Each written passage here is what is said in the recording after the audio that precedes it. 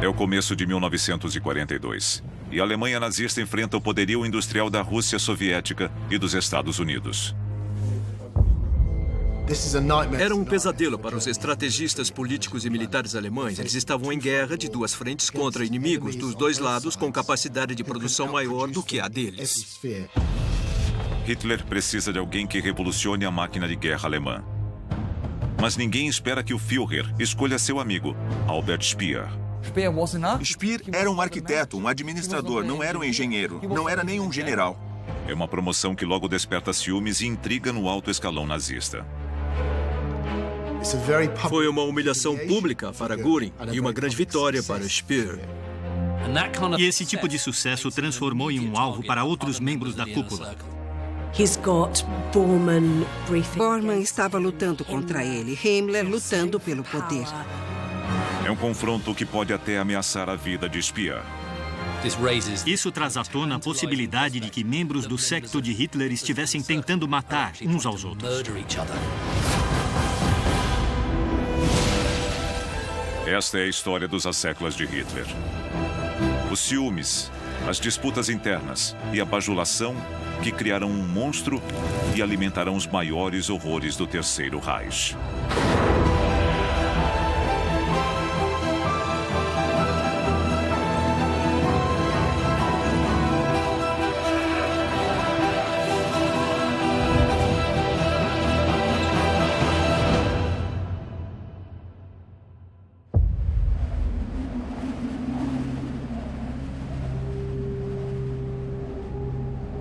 Na neve, ao redor de Moscou, o avanço rápido da máquina de guerra nazista é interrompido.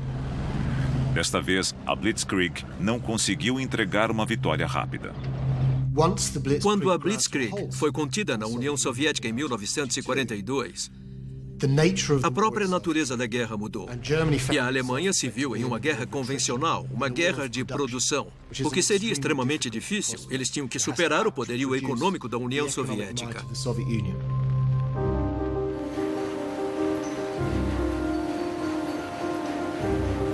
A Alemanha nazista precisa de mais tanques e armas, mas sua economia não está preparada para uma guerra longa. Para piorar, uma queda de avião leva à morte o homem de quem Hitler precisa para equipar sua máquina de guerra. O ministro do armamento, Fritz Todt. Todt era muito conhecido e competente. A grande questão era quem o sucederia. É uma chance de salvar o esforço de guerra. E para o segundo em comando do Reich, Hermann Göring, é a chance ideal para restaurar o brilho de sua reputação. Em 1942, Göring tinha sofrido golpes duros. Dunkerque, a Batalha da Inglaterra. A Luftwaffe não era tão poderosa quanto antes. A estrela de Göring estava se apagando.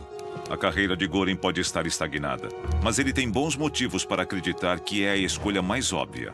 Göring era o encarregado do plano de 4 anos, um departamento criado para rearmar a Alemanha. E quando Fritz Todt morreu, ele imaginava que ele, ou um de seus homens, preencheria a vaga. Göring espera assumir o controle da fabricação e distribuição de armamentos. Mas quando chega ao escritório do Führer, tem uma surpresa desagradável.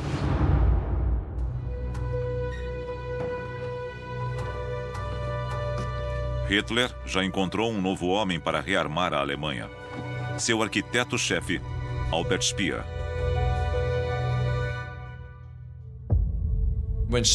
A nomeação de Speer foi uma surpresa completa. Todos conheciam Speer como o arquiteto de Hitler e ficaram chocados quando ele sucedeu Todt, porque ele não era um engenheiro, não era nem um general. Ele não sabia nada sobre a indústria bélica. Mas Göring não devia estar surpreso, já que Hitler garante o controle sobre seus assessores, mantendo-os mais próximos na corda bamba. Hitler gostava de se cercar de pessoas que diziam sim. E tinha o hábito de dar cargos a pessoas que não tinham nenhum conhecimento prévio ou experiência e eram candidatos improváveis a essas vagas. Speer se considerava a coisa mais parecida com um amigo que Hitler já tivera.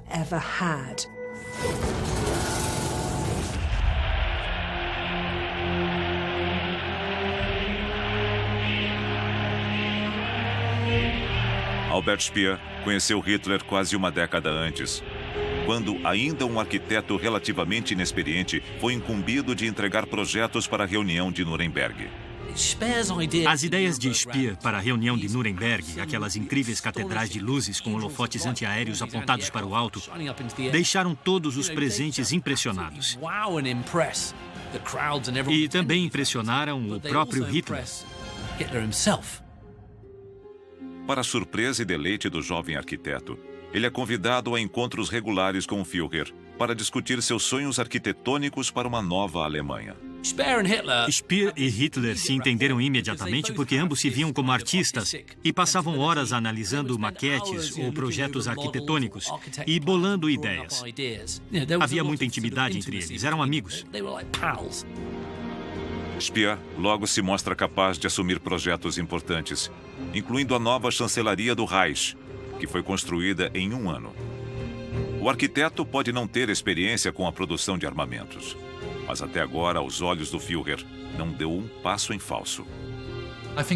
Ele o via como alguém que não tinha sido manchado pelo passado, pelos fracassos na União Soviética no ano anterior. Ele não era Göring, era alguém novo, era alguém digno de confiança e que valia o risco. Mas a nomeação de Speer é uma grande aposta. Com a entrada dos Estados Unidos na guerra, o futuro da Alemanha nazista depende agora de derrotar a União Soviética antes que seja tarde demais. Eles só tinham mais uma chance. A campanha do verão de 1942 era a última chance de derrotar a União Soviética. Mas é claro, as fábricas soviéticas também estavam produzindo mais armamentos. E a Inglaterra e os Estados Unidos também estavam fornecendo material a eles, através dos comboios do Ártico. Era uma corrida.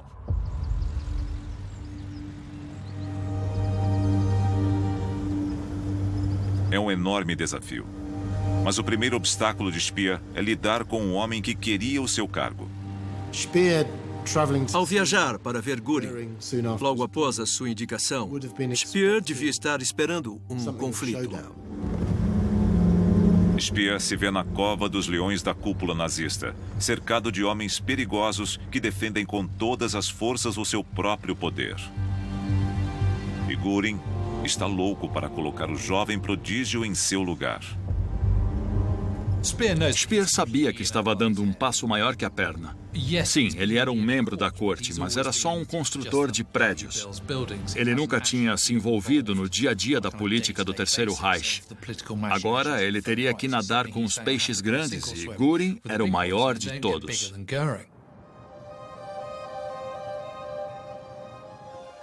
O segundo em comando do Reich recebe Speer como um pomposo aristocrata, dizendo ao novato para seguir sua deixa que tudo dará certo. Göring disse, agora você é parte do plano de 4 anos. Basicamente, você vai fazer o que eu mando. Göring definiu as áreas em que Speer não poderia interferir. E Speer percebeu que tinha caído em uma armadilha. Era um momento decisivo e ele precisava mostrar a Göring, desde o começo, que não ia ser intimidado.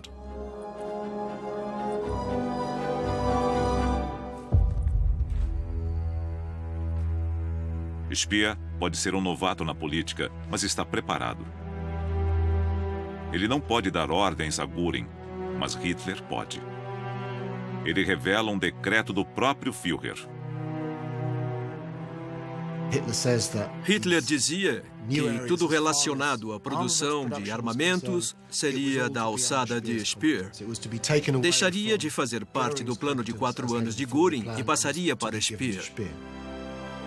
Speer usa seu as na manga, a amizade pessoal com o Führer. O que ele obteve foi uma licença para falar diretamente com Hitler. Ele tinha acesso direto ao Führer. E o Führer disse, eu te dou meu apoio.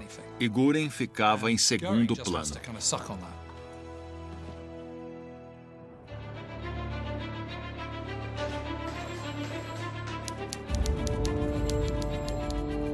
Sem Göring pela frente, Speer entra em ação. Vindo de fora, ele traz reformas necessárias. A Alemanha nazista estava mergulhada em burocracia, em hierarquias conflitantes, e ninguém conseguia fazer nada. E Speer instituiu cadeias de controle simples, como em um negócio.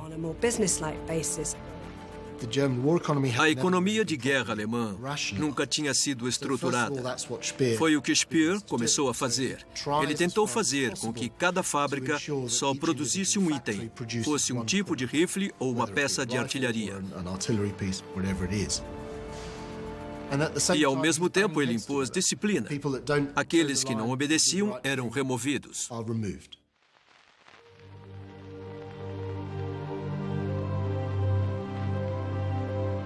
Acima de tudo, Speer tem boas notícias para o Führer. Ele espera que a produção de veículos blindados dobre até o fim do ano. A estrela de Speer brilha cada vez mais. Para Speer era um sonho. Ele descreveu as ligações mensais, nas quais dizia a Hitler como as coisas estavam indo e recebia elogios. Ele começava dizendo "Hi Hitler" e Hitler respondia "Hi Speer". E ter esse respeito descontraído do Führer era algo extraordinário. No entanto, esta amizade única é observada com inveja.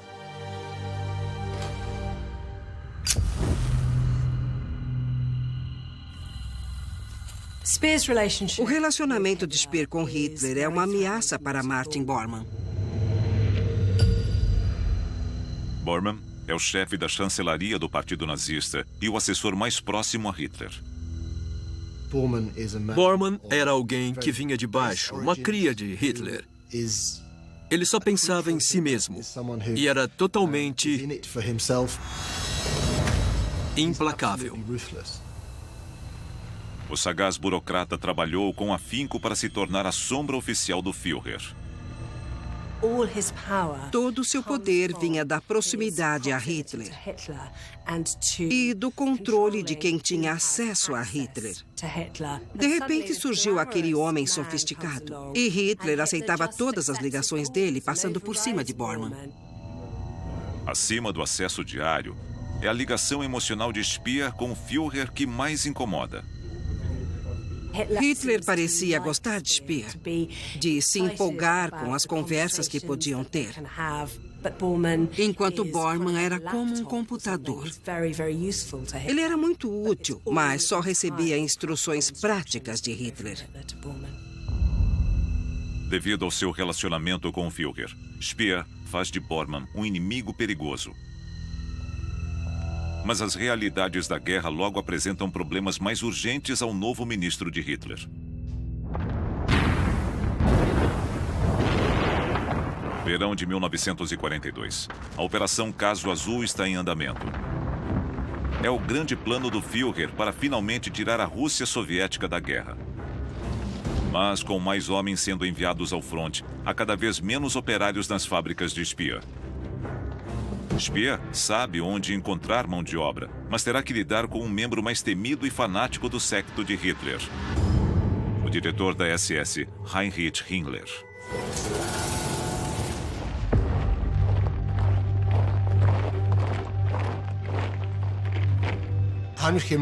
Himmler era o chefe da SS, que tende a ser vista como responsável pelo Holocausto.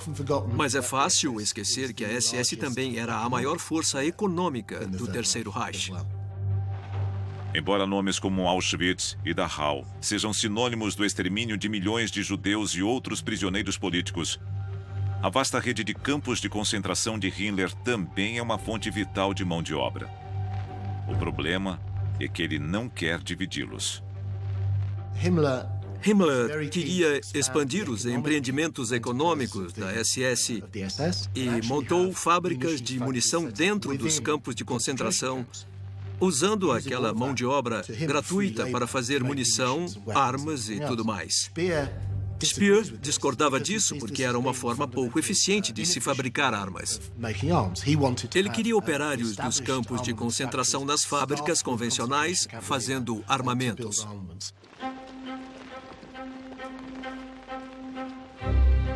Com Himmler relutando em colaborar, Speer busca fontes de mão de obra alternativas.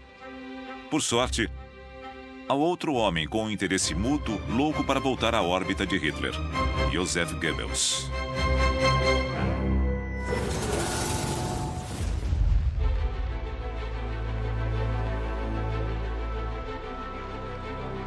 Goebbels é o ministro da propaganda nazista e um dos seguidores mais dedicados de Hitler. Mas o propagandista está se afastando do centro do poder. O trabalho de Goebbels como ministro da propaganda foi ficando mais difícil ao longo da guerra, porque divulgar conquistas, sucessos e grandes vitórias é muito simples. Mas quando a guerra tomou outro rumo, ficou mais difícil dar as notícias. No entanto, Goebbels encontra inspiração em uma fonte improvável. Alguém que fez do estoicismo e do autossacrifício uma virtude. We have before us an ordeal of the most grievous kind. We have before us many, many long months of struggle and of suffering. Goebbels ficou muito impressionado com os discursos de Churchill nas horas mais sombrias da Inglaterra. Embora odiasse Churchill, reconhecia nele um colega orador. I would say to the House, as I said to those who have joined the government, I have nothing to offer but blood, toil, tears and sweat. Goebbels também acredita ser capaz de inspirar o povo alemão a apoiar o esforço de guerra em todas as frentes e vê um possível aliado em Albert Speer.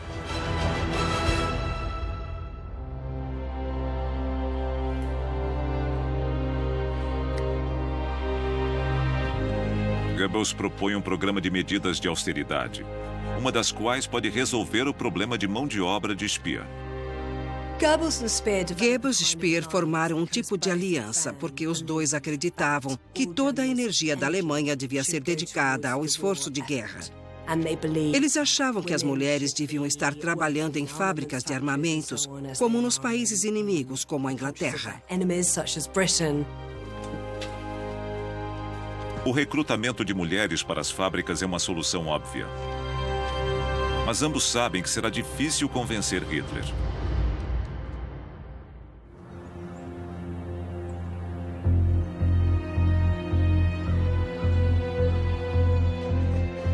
Após meses de discussão, Speer e Goebbels apresentam seu novo plano, batizado de Guerra Total.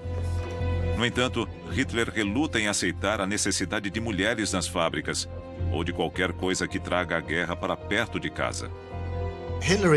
Hitler tinha muito medo de perder o fronte doméstico. Ele fazia questão de proteger os civis alemães das realidades e dificuldades da guerra. Isso remontava ao fim da Primeira Guerra, quando o apoio popular ruiu, levando ao colapso dos exércitos alemães. E Hitler dizia desde o início de sua carreira política que isso nunca aconteceria novamente. E a ideia de mulheres alemãs trabalhando em fábricas também contradiz o objetivo ideológico de Hitler de purificar a raça germânica. Outra questão era o programa de procriação. Hitler queria que as mulheres alemãs se concentrassem na procriação, na geração de uma nova geração de arianos que dominaria a Europa. Apesar das reservas de Hitler, Speer e Goebbels não desistem. Há muita coisa em jogo. Speer e Goebbels sabiam que a situação era desesperadora e insistiram. E Hitler cedeu terreno. Mas eles teriam que trabalhar no projeto Guerra Total com Martin Bormann. É uma notícia terrível para Speer e Goebbels. Agora, precisam dividir o controle sobre seu projeto com um grande rival na cúpula nazista. Um problema que afetava a liderança nazista o tempo todo era a capacidade de Martin Bormann de injetar burocracia nos projetos dos outros. Sempre que algo passava por Bormann, acabava sendo atrasado por comitês e reuniões, o que era uma fonte de frustração constante. Mas Bormann só estava tomando o máximo de poder possível. Para Bormann, um projeto como aquele era perfeito. Porque se desse errado, ele o pintaria como uma ideia irresponsável de Speer e Goebbels. Mas se desse certo, ele poderia tomar parte do crédito.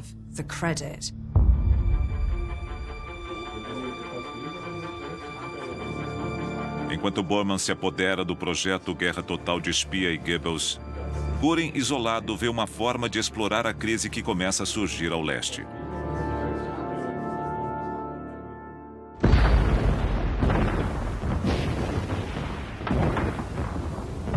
Stalingrado.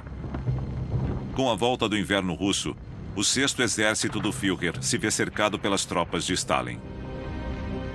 Mas Hitler não permite um recuo tático. Seus homens devem manter a cidade por questão de princípio. Como ela tinha o nome de Stalin, Hitler ficou obcecado pela ideia de tomar Stalingrado. Em termos militares, não faz sentido. O plano original é destruir a capacidade industrial da cidade e controlar seu rio, o Volga, uma rota de suprimentos vital para o interior russo. Os alemães chegaram a Volga em agosto de 1942. E ao bloquear o Volga ao norte de Stalingrado, eles cortaram uma das principais artérias da economia soviética. Mas de agosto de 42 em diante, os alemães afundaram cada vez mais recursos em Stalingrado para conquistar a cidade. Mas a conquista da cidade não era importante. Agora, após meses de uma sangrenta guerrilha urbana, seu exército precisa desesperadamente de suprimentos. Um homem, no entanto, tem um plano para salvar o dia e resgatar sua própria reputação. Göring viu na crise iminente uma forma de ganhar pontos junto ao Führer. Göring propõe um plano audacioso: usar sua Luftwaffe como uma ponte aérea e abastecer as tropas cercadas. Ele capricha na apresentação. Ele diz: meu Führer, eu consigo fazer isso. A Luftwaffe está pronta e é capaz de realizar essa tarefa. Stalingrado será tomada, meu Führer. Seu sonho será realizado. O Führer não podia recusar.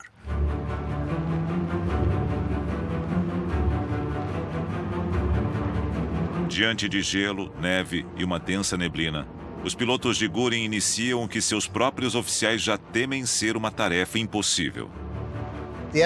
A estimativa era de que os soldados precisavam de 800 toneladas diárias de suprimentos. Na realidade, eles entregaram menos de 100 toneladas por dia. Com os dias se transformando em semanas, sem combustível ou alimento, o 6º Exército está perdendo tanto soldados para a fome e o frio quanto para as balas inimigas. A promessa de Göring se mostrou catastroficamente vazia. Na verdade, ele não tinha aeronaves nem pilotos o bastante para cumprir a tarefa. Abastecer as tropas alemãs em Stalingrado estava além do alcance da Força Aérea.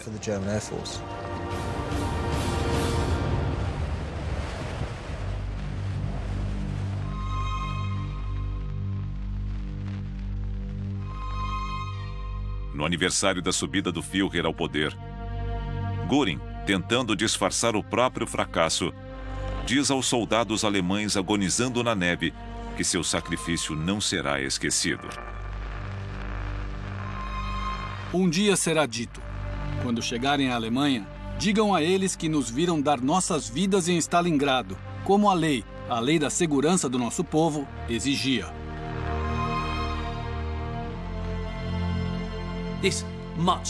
A suposta ponte aérea que devia levar alívio a Stalingrado foi um completo fracasso. E Göring teve a pachorra, a audácia de fazer aquele discurso.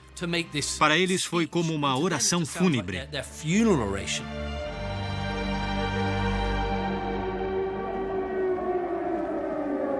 Mas a humilhação de Göring está apenas começando. Enquanto ele faz o discurso, as sirenes disparam por toda Berlim.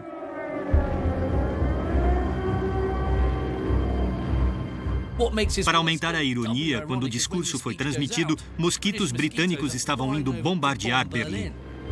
Pela primeira vez, os aliados sentem confiança o bastante para atacar Berlim em plena luz do dia. é um lembrete humilhante de outra promessa que Göring não conseguiu cumprir. Ele disse, se uma bomba britânica cair em Berlim, podem me chamar de Herr Meyer, que seria como dizer, podem me chamar de seu Zé, podem me tratar como uma pessoa comum. Obviamente, pouco tempo depois daquilo, bombas britânicas começaram a cair sobre Berlim. E a população alemã começou a chamá-lo de Herr Meyer.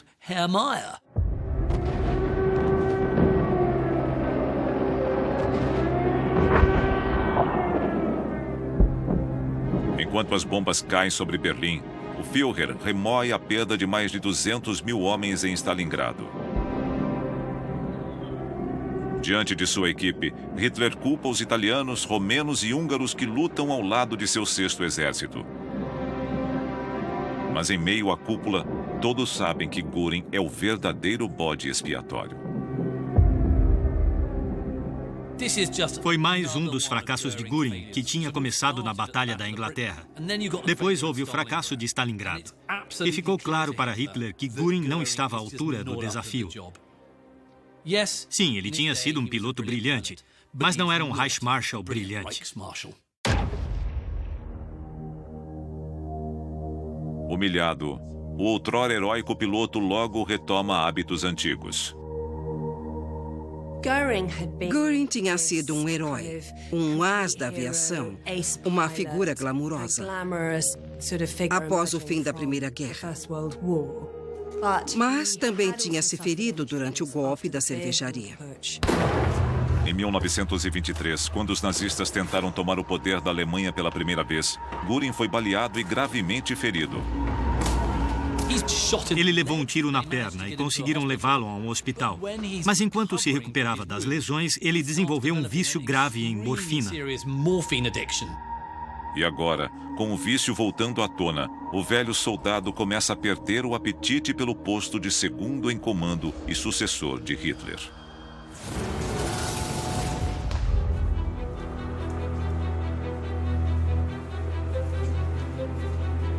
Martin Bormann, no entanto, continua acumulando poder ao explorar cinicamente a preocupação de Hitler com o fronte oriental.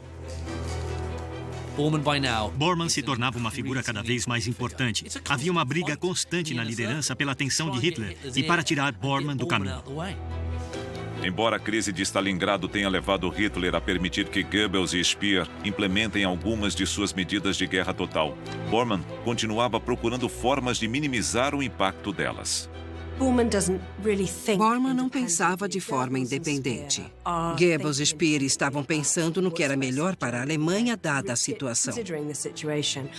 Bormann só pensava no que era melhor para manter seu relacionamento com Hitler e sua influência.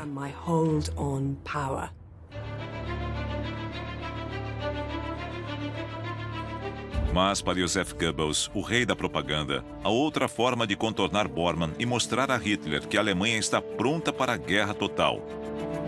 Ir a público e deixar que o povo decida.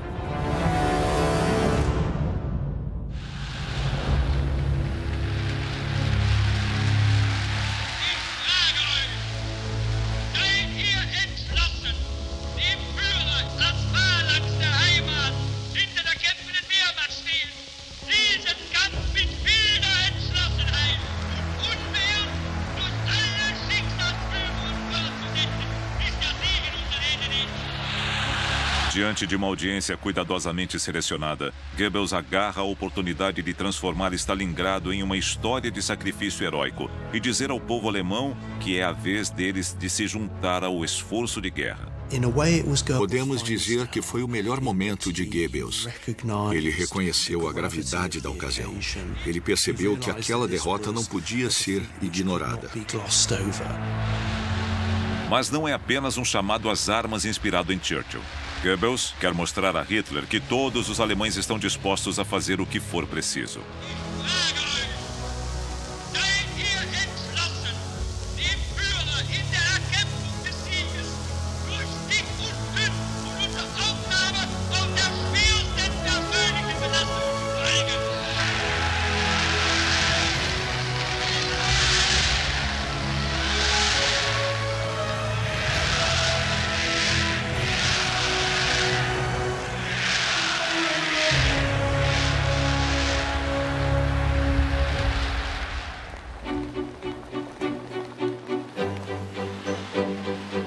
discurso põe o plano de Speer e Goebbels de volta aos trilhos.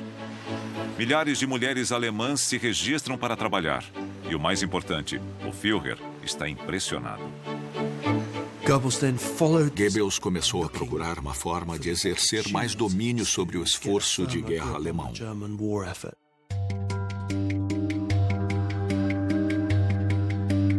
Agora é o momento de atacar Bormann. Eles acreditam ter encontrado uma falha em sua armadura burocrática, uma forma de vencê-lo em seu próprio jogo. Eles reúnem o maior número possível de simpatizantes para ressuscitar o Conselho de Defesa. Algo que existia até 1939, mas tinha sido sucateado. Embora o Conselho de Defesa esteja hibernando, seus poderes continuam válidos. E se despertado, ele pode ser usado para contornar a muralha burocrática de Bormann em torno do Führer.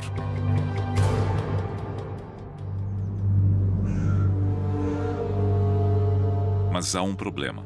O homem encarregado da agência dormente também está incapacitado. Esse era o problema. O diretor do Conselho de Defesa era Hermann Göring. Speer e Goebbels precisam do apoio de Göring, mas não sabem se ele está à altura da tarefa. Göring continuava pouco confiável. Ainda estava viciado em morfina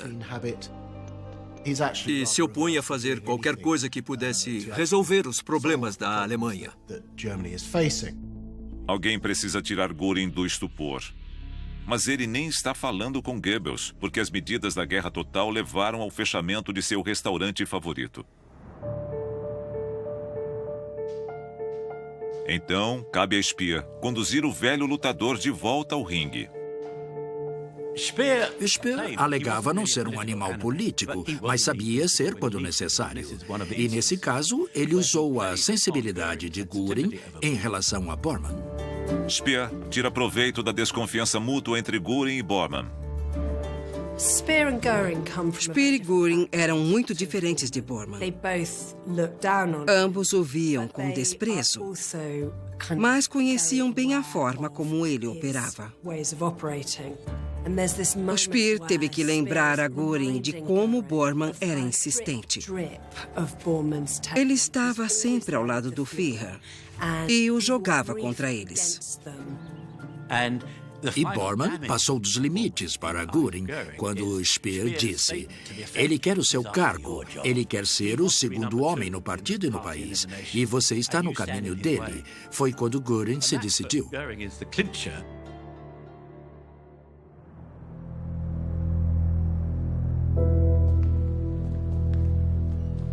Os dois bolam um plano para minar a influência de Bormann. O primeiro passo é difamar um de seus subordinados em uma reunião sobre a questão ainda vital da mão de obra. Como diretor do Conselho ressuscitado, Göring encabeçará o ataque. Foi muito similar ao que teria acontecido em uma corte medieval. Foi um ataque pessoal, mas não diretamente contra Bormann.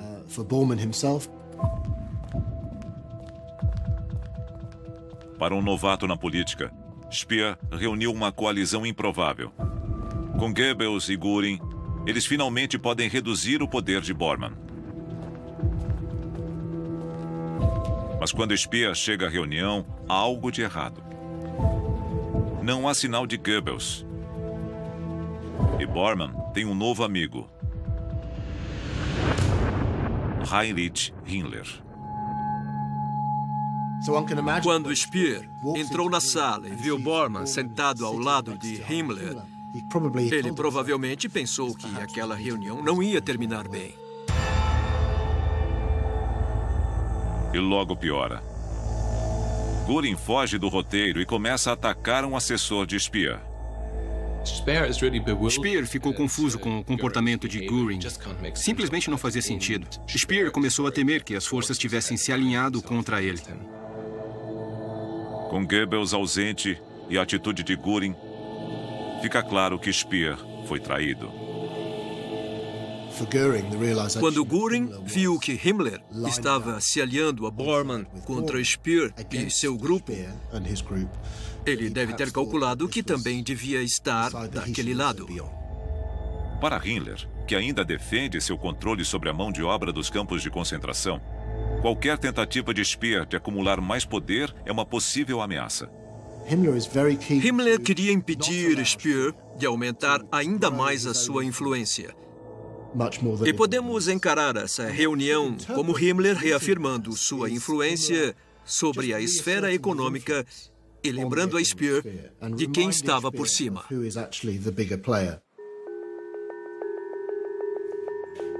Para Speer, é uma amostra dolorosa de que seus rivais na cúpula nazista farão de tudo para proteger suas posições pessoais, a despeito da crise enfrentada pela Alemanha. Mas ele aprende rápido, e sua batalha pelo controle da economia de guerra ainda não terminou.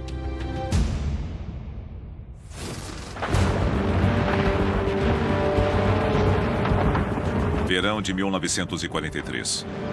O mundo testemunha a maior batalha de tanques da história e também a última ofensiva estratégica da Alemanha nazista no fronte oriental.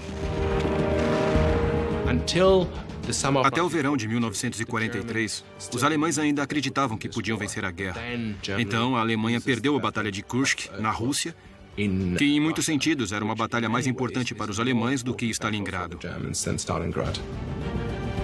Agora, a Alemanha nazista luta pela sobrevivência. E enquanto bombas aliadas destroem seu cinturão industrial, Speer continua tentando convencer Hitler a mobilizar totalmente o fronte doméstico. Esse era o problema. Eles ainda estavam fabricando produtos para o consumo doméstico. Eles ainda não tinham entrado em modo de guerra. Isso deve ter acontecido em 1940, mas em 1943 ainda não tinha acontecido. Speer quer que todas as fábricas sejam recrutadas pelo esforço de guerra. É o fim do luxo e de bens não essenciais. A guerra bate à porta de todos. Speer achava que as condições domésticas deviam refletir as do fronte, que os civis deviam ter a mesma comida e as mesmas condições dos soldados do fronte. Para fazer isso, Speer precisa de controle ditatorial sobre a economia alemã. E parece que a mensagem está finalmente sendo ouvida. Speer recebeu outra promoção. O título dele passou a ser Ministro dos Armamentos e da Produção. Isso fazia dele uma ameaça ainda maior a Bormann.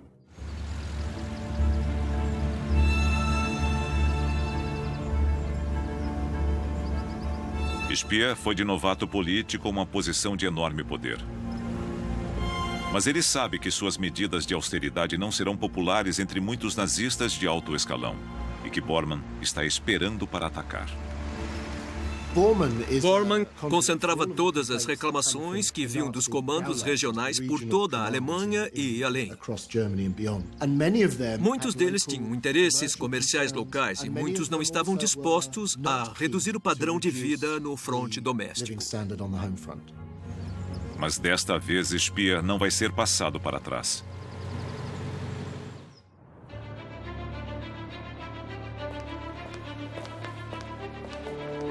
No outono de 1943, Speer apresenta seu novo plano e também um novo parceiro. O interessante é que, em meio aos jogos de poder do alto escalão nazista, em um momento você podia ser inimigo de alguém e depois forjar uma aliança temporária com ele. Foi o que aconteceu com Himmler e Speer. Um antigo adversário de Speer parece ter mudado de ideia.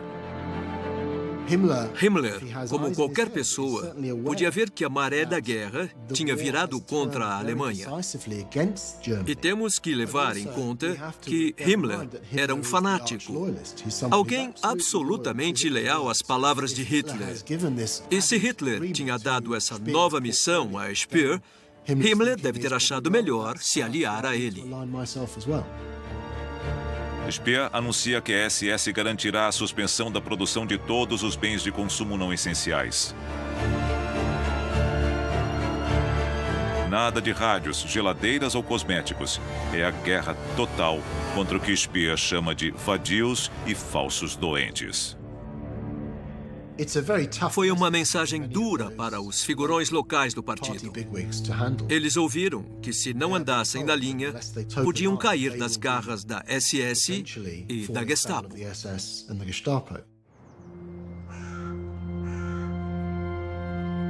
E não é o fim das palestras. Este é um dos poucos discursos gravados de um líder nazista sobre o que se tornará o pior crime contra a humanidade da história: o Holocausto. As reuniões de Posen são únicas porque há uma expressão explícita da intenção de erradicar um povo. Himmler disse: alguém tem que fazer o trabalho sujo, alguém tem que matar toda essa gente, os judeus, os homossexuais, os inimigos políticos. Alguém tem que se livrar deles para salvar a humanidade da malignidade deles. Portanto, eles diziam que era preciso cometer um ato cruel para fazer o bem. Em seu esforço para garantir a vitória, Speer faz um pacto com o demônio. Mas depois, ele alegará não ter ficado para ouvir as palavras incriminadoras de seu novo aliado. Eu desconfio de todas as afirmações de Speer. Ele passou a vida inteira, de 1945 até o ano em que morreu, se distanciando do Terceiro Reich. Ele queria mostrar que era um antinazista, um nazista bom. Na verdade, Speer não tem nenhuma restrição moral quanto ao uso de mão de obra escrava judaica e estrangeira. E agora, com a colaboração da SS, dezenas de milhares de pessoas trabalharão até a morte, construindo estradas, fortificações e novas armas, na sua tentativa de salvar o regime nazista. Speer não se comovia com o uso de mão de obra escrava. As condições de vida dos prisioneiros não o incomodavam.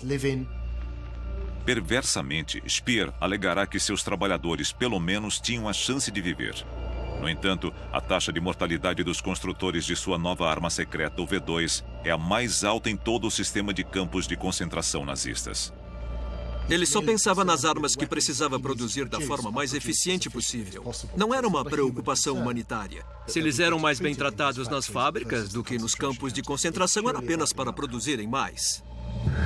No entanto, armas avançadas não são o bastante para salvar a Alemanha nazista.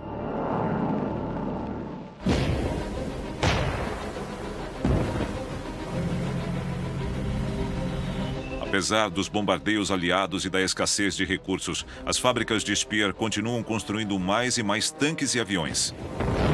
Mas em janeiro de 1944, com os soviéticos invadindo a Polônia e os aliados avançando sobre a Península Italiana, a dura realidade é que a Alemanha não possui mais soldados para usar seus novos recursos.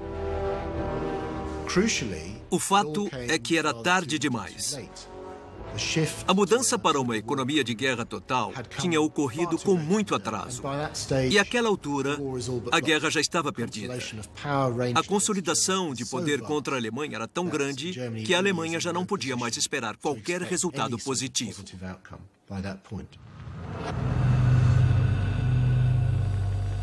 Enquanto Führer se recusa a aceitar a possibilidade de derrota, a realidade da situação pesa sobre seu ministro mais capaz.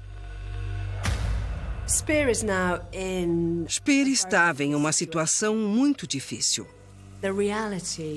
Com a realidade militar alemã, Hitler insistindo em ofensivas que eram impossíveis, além de Bormann conspirando contra ele e Himmler lutando pelo poder, a situação ficou insustentável e ele só podia fracassar. O estresse e a ansiedade levam Speer ao seu limite. Speer estava exausto. Aquele volume de trabalho absurdo fez com que ele, com menos de 40 anos, se sentisse um velho. Speer lutava em várias frentes. Além de tentar estruturar a economia de guerra alemã, ele também tinha que se defender de seus colegas nazistas e rivais. Isso teve um efeito inevitável. No meio de janeiro de 1944, Speer teve algum tipo de colapso psicológico.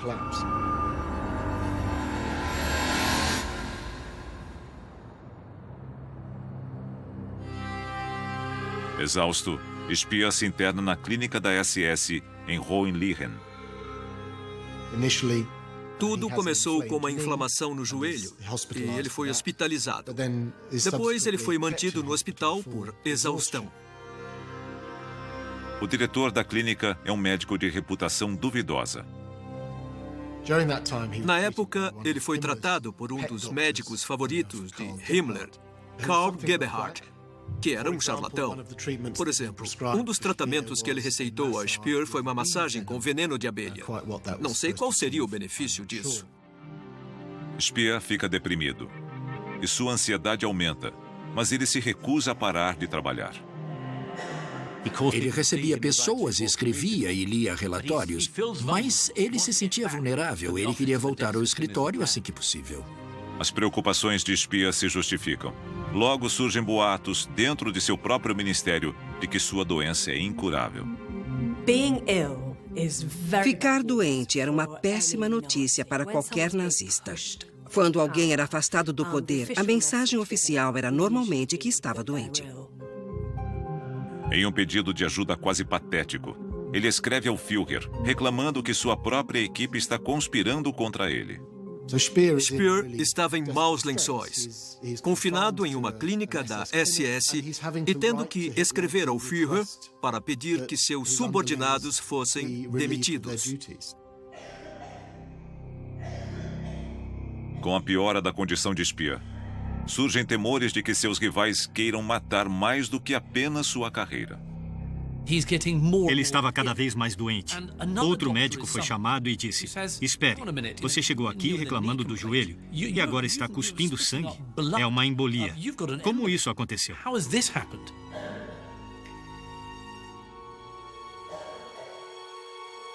Como Speer chega tão perto da morte é um mistério. Mas sua secretária de longa data, Annemarie Kempf, afirmará que não é um acidente. Ela entreouviu uma conversa entre os dois homens. O nome de Speer foi mencionado. Então ela fez o que todo bisbilhoteiro faz e colocou o ouvido na porta. E ficou chocada quando reconheceu uma das vozes como a de Heinrich Himmler. E Himmler disse: "Ele já morreu?" Gebhardt ia responder, mas Himmler o cortou e disse: "Quanto menos falarmos, melhor."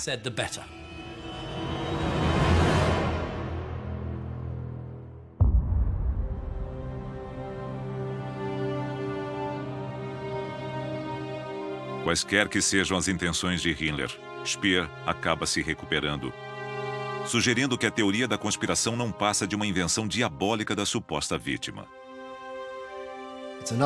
É mais um exemplo de como Speer reescreveu a história sutilmente para parecer melhor do que era, dizendo que ele foi vítima dos nazistas, que Himmler, o diretor da SS, uma organização terrível, não queria apenas exterminar os judeus, mas também queria se livrar de Albert Speer.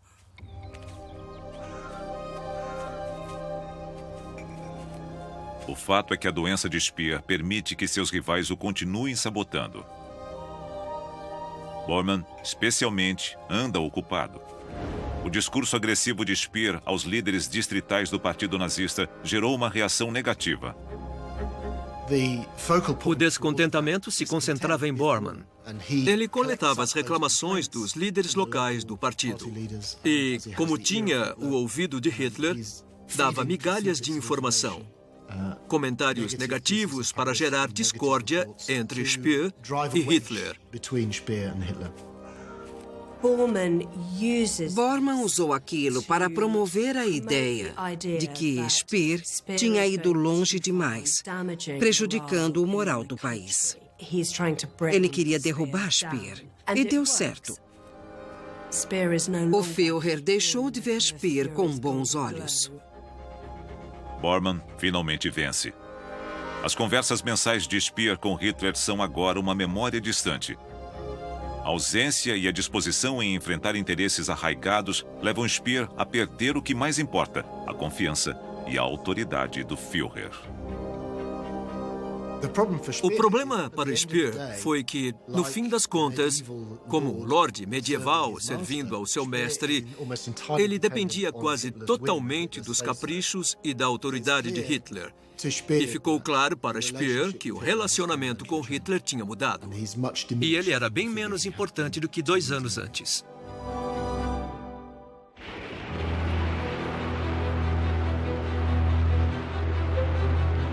Com a Alemanha nazista entrando no confronto final contra a União Soviética e os aliados, os rivais de Speer na cúpula nazista continuam determinados a obter mais poder. A campanha de Goebbels para se tornar ministro da Guerra Total ganha importância a cada dia. E com Speer neutralizado, Hitler pode continuar ampliando e abastecendo o seu próprio exército de fanáticos da SS. Quanto a Speer, ele está ferido, mas não morto. Para sobreviver na cúpula do Terceiro Reich durante a guerra, era preciso ser diabólico. Speer era diabólico. No que se tornará uma luta pela sobrevivência, Speer se envolverá no maior dos atos de traição, voltando-se contra o próprio Führer.